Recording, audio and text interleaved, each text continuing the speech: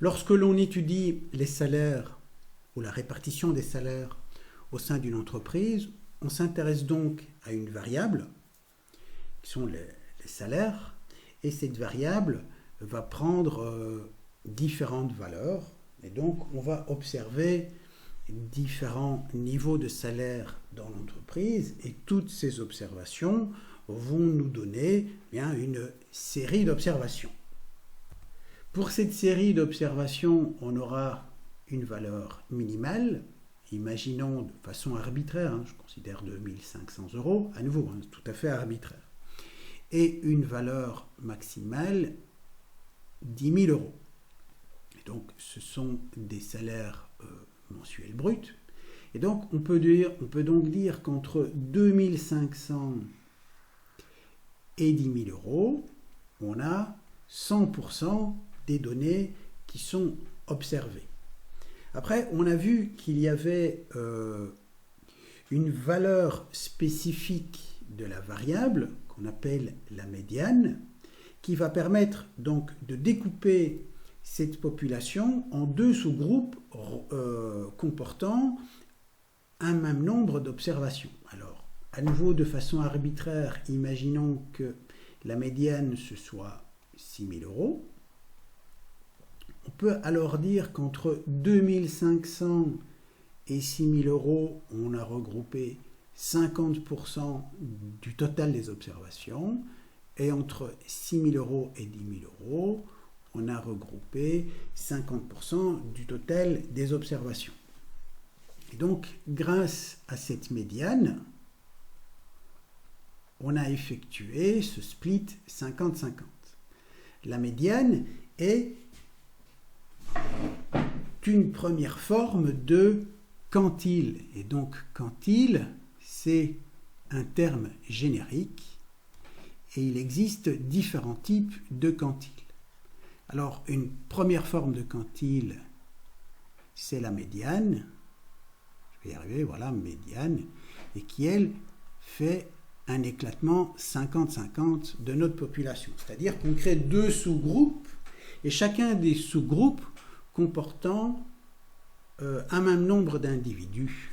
Et donc ici, on répartit les individus, 50% dans un groupe, 50% dans un autre groupe.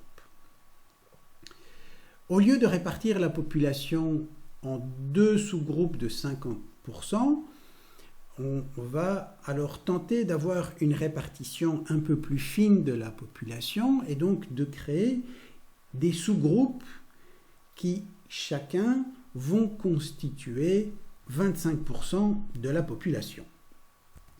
Nous aurons alors ici un sous-groupe. Imaginons qu'à la valeur 3100 €, à nouveau c'est purement arbitraire, on est 25% de l'ensemble des données qui se trouvent entre 2500 et 3100 € et un autre 25% entre 3100 et 6000 €.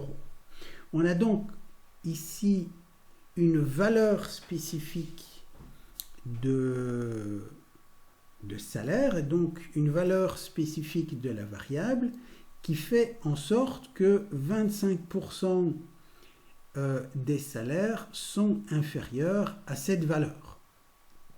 Et donc de fait, puisqu'on a 50% des salaires sont inférieurs à 6 000 € et 25% des salaires sont inférieurs à 3100 €, on peut en conclure qu'on a 25% des salaires observés qui se situent entre 3100 et 6 000 €. Imaginons qu'on ait ensuite une valeur à nouveau tout à fait arbitraire, 7 000 €, qui fasse en sorte que 25% des salaires sont compris entre 7 000 € et 10 000 €, c'est-à-dire ce sont les 25% des salaires les plus élevés dans l'entreprise. On peut donc en conclure, puisque 25% des salaires sont plus élevés que 7 000 € et 50% des salaires sont plus élevés que 6 000 €, on a ici 25% des salaires qui sont compris entre 6 000 et 7 000 €. On a donc 3100, c'est le premier quartile. 6000, qui est aussi notre médiane, c'est notre deuxième quartile.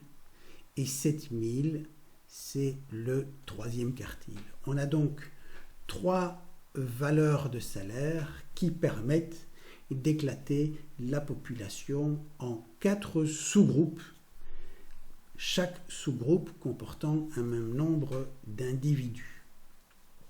À nouveau, ici, les quartiles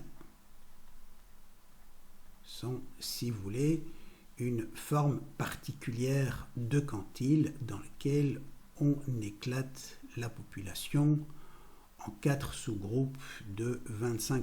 On pourrait aussi, mais on va s'arrêter là, éclater la population en sous-groupes de 10% ou de 1% ou je ne sais pas moi, de 20%, ce que vous voulez, mais les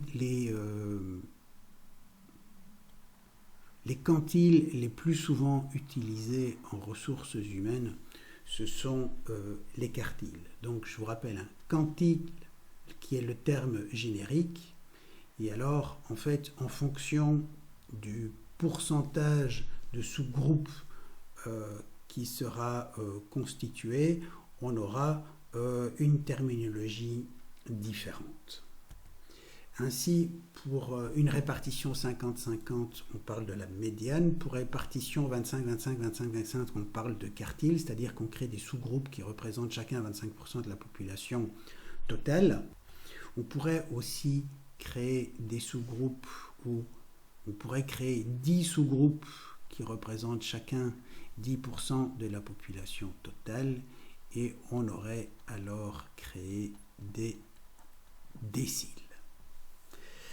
Et donc, cette manière d'éclater la population en sous-groupes va nous permettre, en fait, de pouvoir comparer plus facilement, en fait, des données salariales provenant d'entreprises différentes, tout en conservant l'anonymat des données salariales.